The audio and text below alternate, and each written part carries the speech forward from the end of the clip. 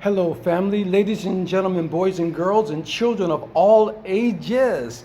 This is Jeffrey Daniel coming right back at you again from Lagos, Nigeria. Today is June 12th, 2021, according to that Gregorian calendar.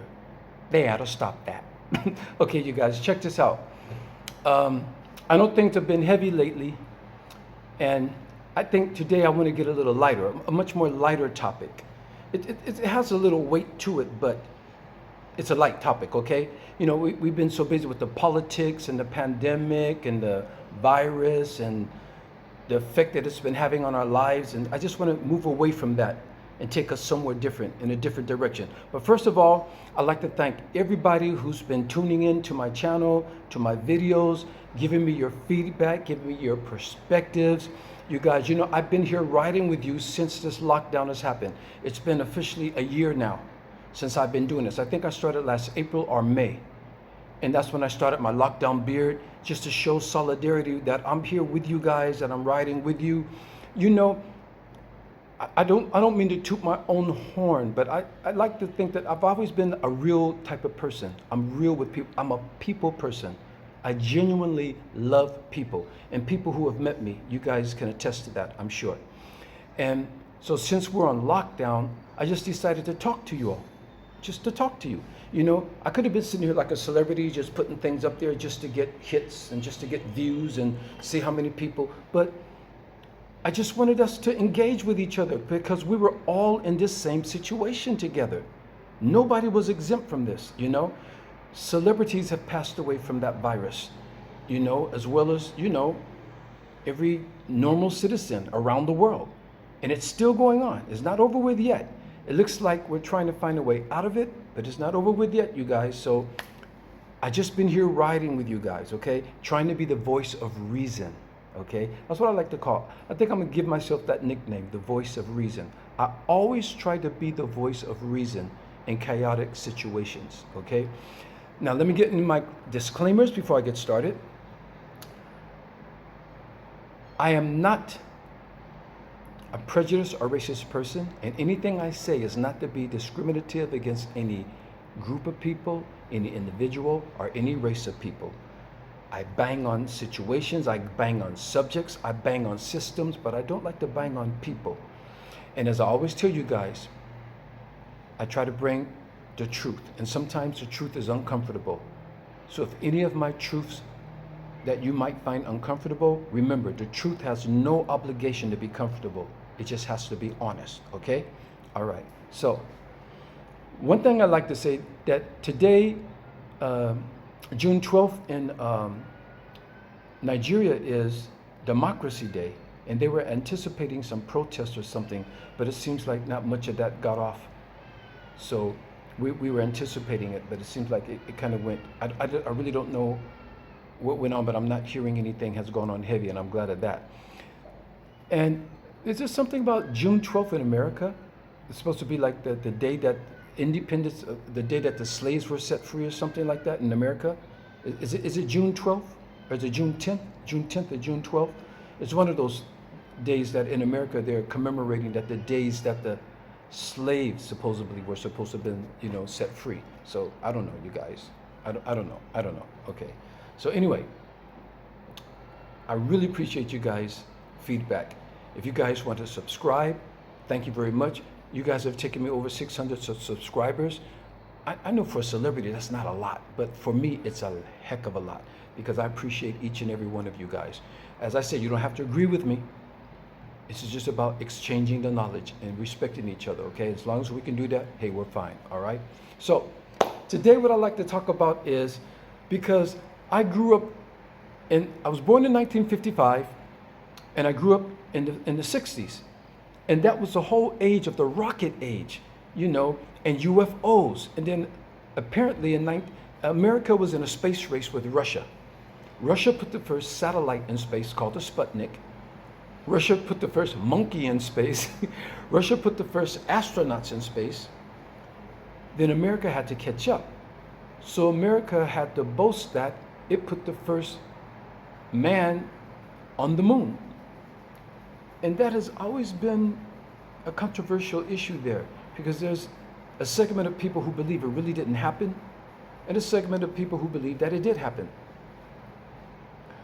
After listening to scientists, especially Neil deGrasse Tyson, who he subscribes to the fact that men did go to the moon, but when you look at all the information and everything that's there, it starts to get suspect. So I'm not going to go into that right now. But what I want to talk about is UFOs. When I was growing up, man, UFOs, there's UFOs. There's a lot of movies about UFOs, a lot of TV shows about UFOs, Star Trek, Lost in Space, all these things were going on. You know, it's about the future, you know. They even said by the year 2000 that we would be taking trips to the moon, that we could take a vacation to the moon and kick back and look back at Earth from the moon to see not a sunset, not a moon rising and a moon set, but an Earth set and an Earth rise from the moon. This was what they were saying back then. So it never happened. It never happened. Back then, they were saying that by the year 2000, we will have colonies on the moon and we can go to the moon for vacations. Hasn't happened. Now the new carrot in front of the horse is, hey, we're getting ready to go to Mars. We're going to terraform Mars. We're going to colonize. If you guys haven't done it on the moon yet, which is the closest body to Earth, now you're planning on doing it that far away on Mars without a proper test run? You don't have no colonies on the moon yet. I don't know, you guys. So, you know, there we go. Pros and cons and, you know, whatever. But anyway, let's talk about UFOs, okay? So, I'd like to start off today with a more fun topic for a change, because before I go into things serious, I couldn't help but weigh in on some recent reports that I've been seeing on the news lately, especially for people my age who grew up in the whole UFO and alien abduction generation. Yes, not only did people see UFOs in the skies over our country, but people also claim to have been abducted by aliens, taken aboard their spaceships, and were victims of surgical experiments performed on their bodies by aliens. This is what people claim. In all seriousness, this is what they claim. And I was surprised to see such a resurgence of UFO sightings reports all over our media lately, claiming that the Pentagon and the military have decided to release classified documentation that has been withheld for decades of UFO sightings. Now, the photos and the videos are no more clear than the fuzzy and sketchy looking photos that we used to see back in the 1960s and 1970s. But yet, we have cameras on our mobile phones with a higher resolution than the professional cameras back in those days. So, we're still just looking at flashing lights and hard to decipher smudgy objects streaking across our screens. The big question is, do you believe in UFOs? Now, I'll have to answer that. Of course I do. Yes, I do believe in UFOs. All right? Now, before you all write me off as a conspiracy theorist, hold up, wait a minute. I never said I think they are aliens from another world now, did I? So, why do I believe in UFOs? Well, first, let's examine exactly what UFOs are. Now, you guys know I like to always take you in some academia, and so we can keep things solid, keep things empirical. All right, here we go. The acronym for UFO stands for Unidentified Flying Object, UFO, Unidentified Flying Object. So let's begin with the first letter, the U, which stands for unidentified. Okay, what does unidentified mean? It means not having a known or established identity. So anything that we cannot connect an established and concrete identity with means we need to carry out further investigation to determine unequivocally exactly what entity is in question. In layman terms, we don't yet know. Now, let's get to the F in the UFO. F stands for flying. Now, That's an easy enough description to follow, being that we're living in the age with the most flying crafts in the skies and in space in human history. It is not far-fetched to witness something flying in the skies at any given time, and any given day. Now, at last but not least, the O in the UFO. O stands for object. And an object is a physical matter that is being observed by the observer. With no observer, the object doesn't even matter. So here we go, U, F, and O. That's what UFOs are, okay? Something that is unidentified, and it's flying, but it's an object, okay? A cloud is not a, would a cloud be an object? A cloud's not an object because it's like a, it's a vapor. It's vaporized, so it's kind of an object, but it's not a solid physical object, okay? All right, here we go. So, now that we are having our news outlets and our media being inundated with reports of UFO sightings, and the military now releasing photos and fuzzy video footage of lights or odd-looking objects supposedly streaking across the sky.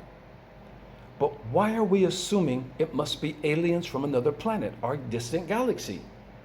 Have we all been so inculcated with science fiction culture and alien movies that we hold a burning desire to be visited by aliens from another world? Well, I got news for you. If any life form is advanced enough to travel the vast distances of space just to reach us, then we better pray and pray hard, because they will only view us as unintelligent sub-life forms inhabiting this beautiful blue planet. And our greatest technological advancements will only be sub-primitive compared to theirs. Anyone or thing that possesses the technology to cover that kind of distance across the universe will be among the most advanced being in the universe. Look at us, barely getting to the moon and just trying to calculate getting to Mars. When we take into consideration the distances between our Earth and other planets, especially outside of our solar system and our Milky Way galaxy, it causes you to think twice about alien life forms covering such distances to get here. Just to play hide and seek in the skies, peeking in the kitchen windows at night, or ducking behind trees or bushes. Now, think about it. If we were to travel a great distance to reach another planet, if it was possible, we would be looking to make contact with alien life forms. Would we be there ducking behind bushes, or like going by somebody's kitchen window like this at nighttime? or would we be just zipping across the skies and hiding? I don't know. Would we travel that distance just to play hide and go seek? That's just what apparently aliens are reportedly doing here on Earth. Okay, so let's keep this rolling, you guys. It's going to be fun. It's going to be juicy. All right. Anyway, so far, all accounts of alien encounters have been limited to testimonies. Alien abductions. Someone was peeking in my window. I saw someone hide behind a tree. I saw something moving at night. These is what we have to deal with, you guys. Okay. All right. So, for those of you who have been heavily influenced, let me get that right. For those of you who have been heavily influenced by Star Trek, Star Wars, and other science fiction movies, please allow me to help you put things into perspective, okay? Now, I'm gonna start off with planetary distances, okay, to give you guys an idea of the distances between planets. Hold on, let me wet my whistle. It's a nice, hot, beautiful day in Lagos today. Very hot, very beautiful. Okay, here we go, you guys. The distance from Earth to Mars is 33.9 million miles, taking about 7 months to reach. So, we're talking about a one-way trip, needing 7 months of provisions to sustain life of the travelers. And that's not including the time they'll spend on Mars, and the other 7 months trip back to Earth. But Mars is the closest rock planet that we can land on with a relatively conducively safe environment. Now, our other close planets are Mercury and Venus, but they're too close to the sun and they're hot as hell, okay? So we could even dream about landing on Mercury because it's burning hot. Venus is also very hot. We are the third planet away from our sun, which puts us in what they call the Goldilocks zone, which is making it a habitable place where it's not too hot and it's not too cold. Now think about it. Us being where we are from the sun, we can get hot in the summertime and the deserts can get up to like in Fahrenheit over 100 degrees, 105 degrees, 100 and whatever. In Celsius, we can get up to the 40s, 45 degrees and that. Then in the wintertime, we can go below zero and it can get freezing cold in some places, higher altitudes or the northern hemisphere, upper latitudes. So even though we're at a very comfortable particular place in our solar system, but we can get hot and we can get cold, but we don't burn up and we don't totally freeze. So we're in the perfect position, okay? So let me get on with this, with the distances, so you guys can understand what's going on. Now, the distance from Earth to Saturn is 746 million miles away, taking 8 years just to reach it at its closest position. That is a 16-year round trip, cramped up in a metal closet, and you are all complaining about being on lockdown in your homes for the pandemic for 1 or 1.5 years. And there won't be any landing on Saturn, as it's a gas giant, not a rock planet. However, it has moons that could be explored, okay? Saturn has multiple moons. I think Saturn has somewhere between 9 or 12 moons or even more, something like that, okay? You guys can look this up, all right? Anyway, now the distance from Earth to Pluto, which Pluto is the farthest documented rock within our own solar system. It was downgraded from a planet not too long ago.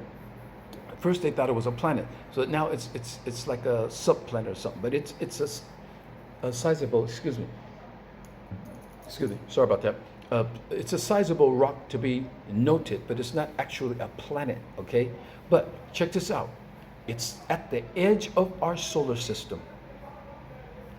Pluto takes 3.1 billion miles away, totaling 680 years to reach.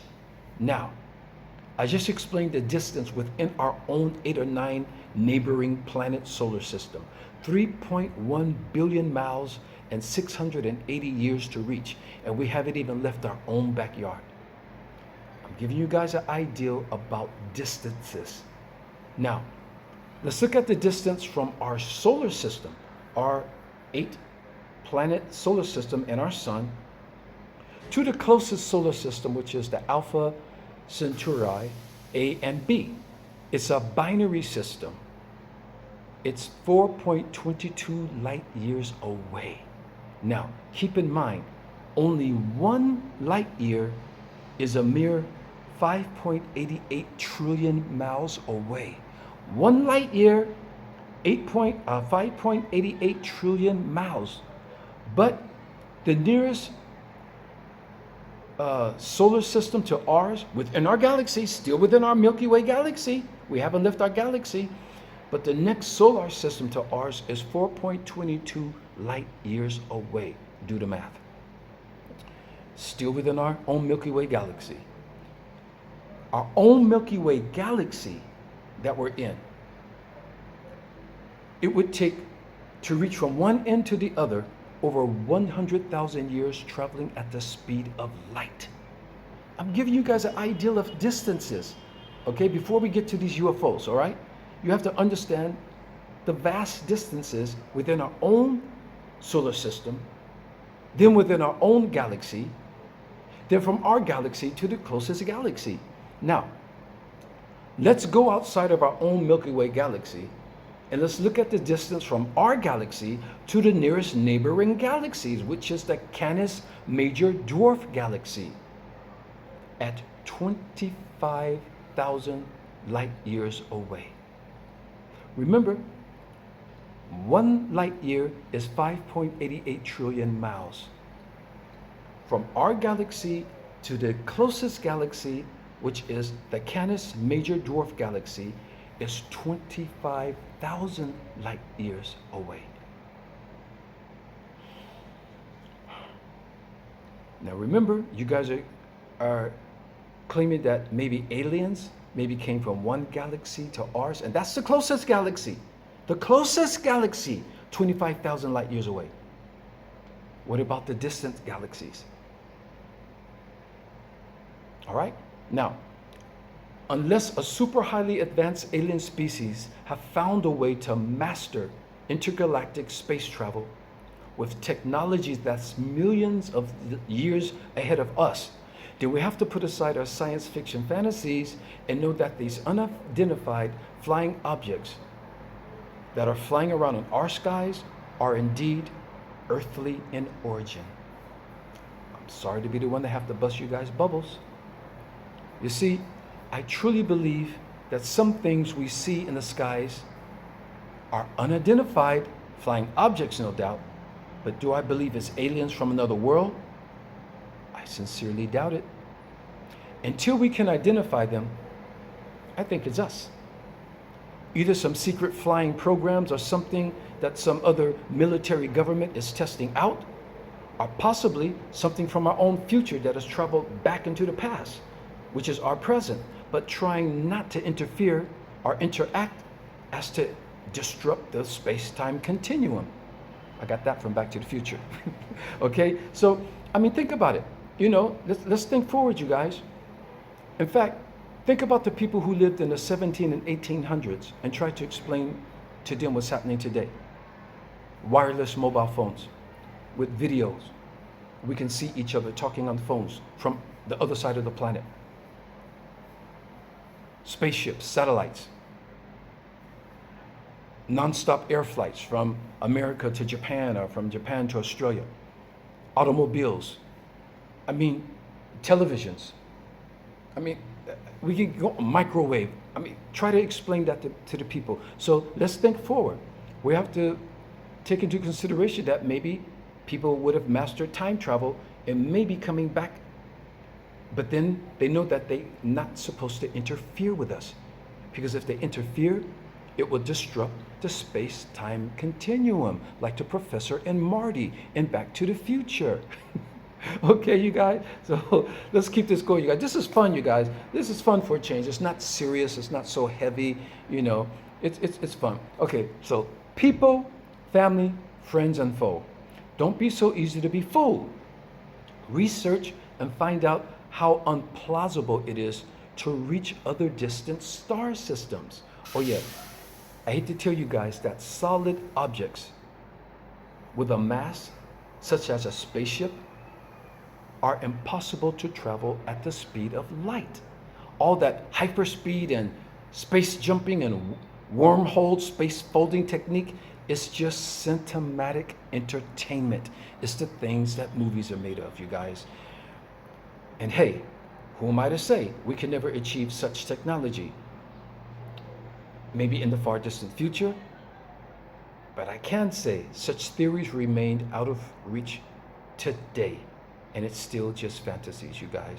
So in the meantime, until we can find a way to fold space, if it's actually plausible, if we find a way to find wormholes, which wormholes are just a theory, if we could find a way to move at the speed of light, which at now only light and radiation could move that fast because they are not solid objects.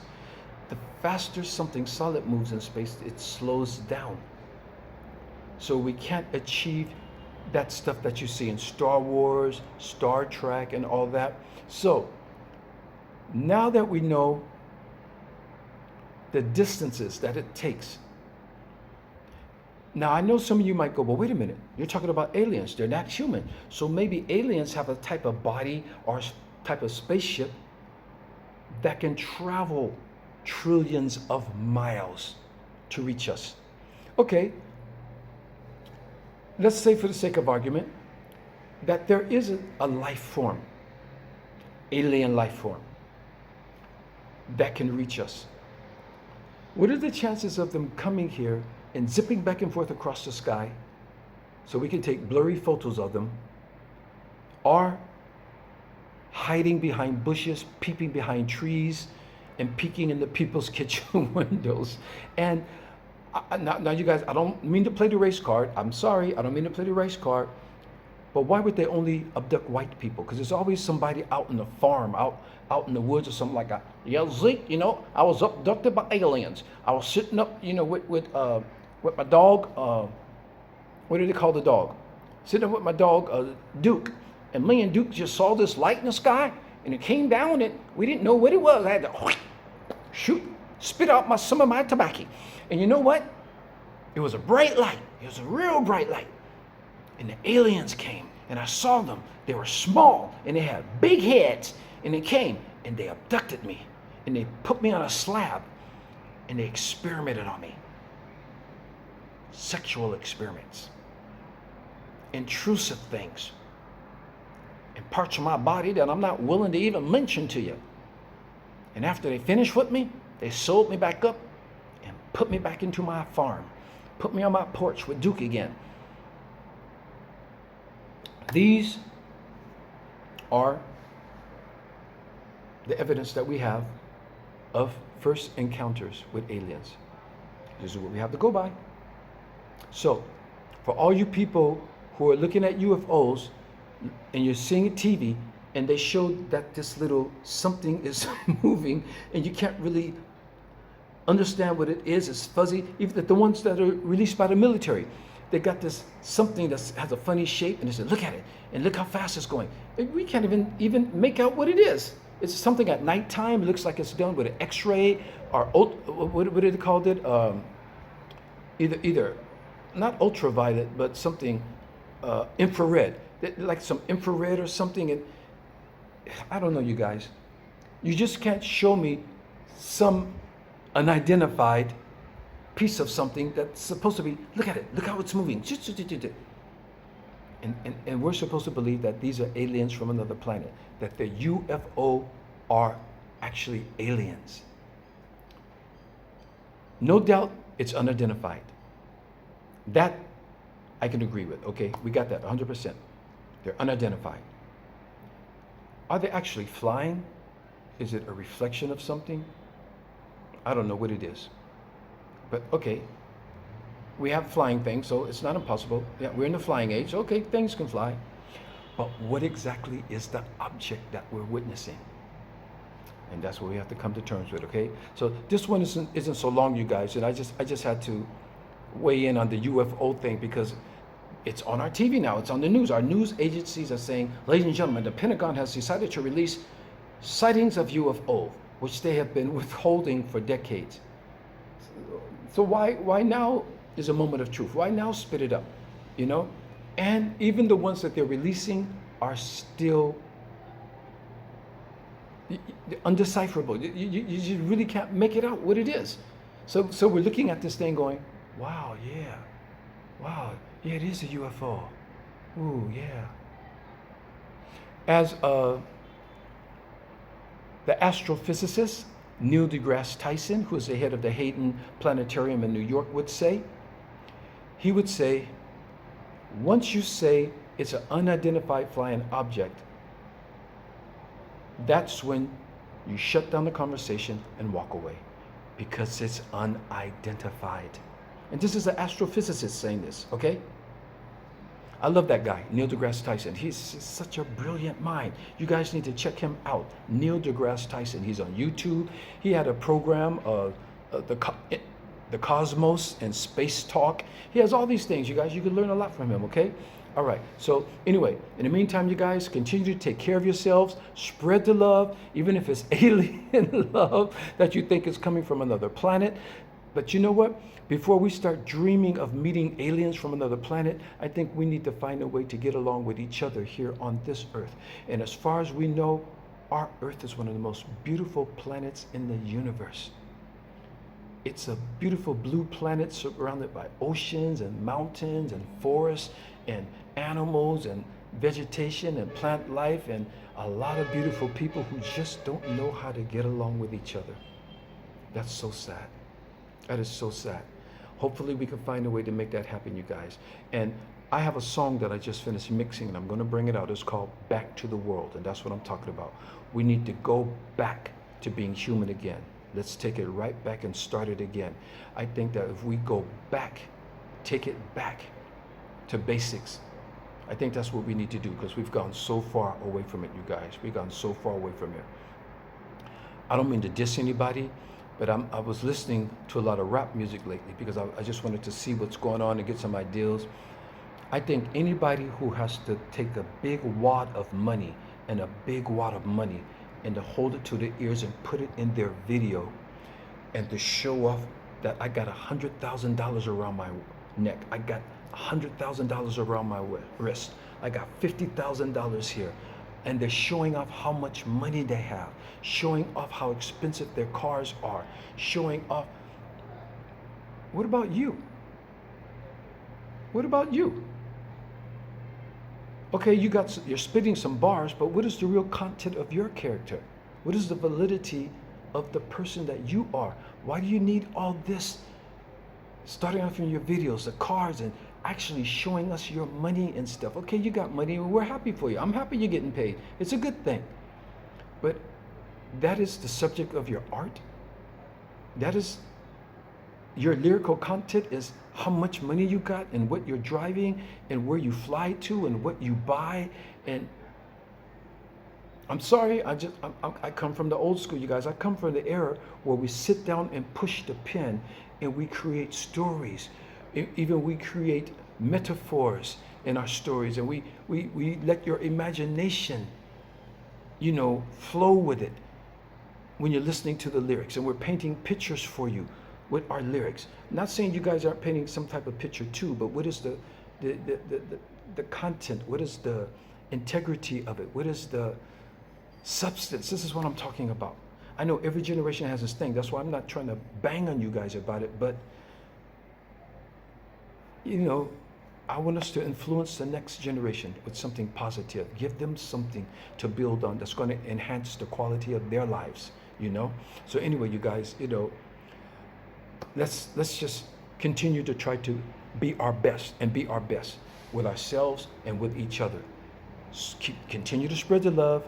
Continue to make love great again. Make my song the anthem. Make it our mantra. Make love great again, because we can all be great. Until the next time, I love you all. And when you look up and see those UFOs, you guys, take a breath and go, you know what? I just might be something that will be identified, but not an alien. Bye-bye.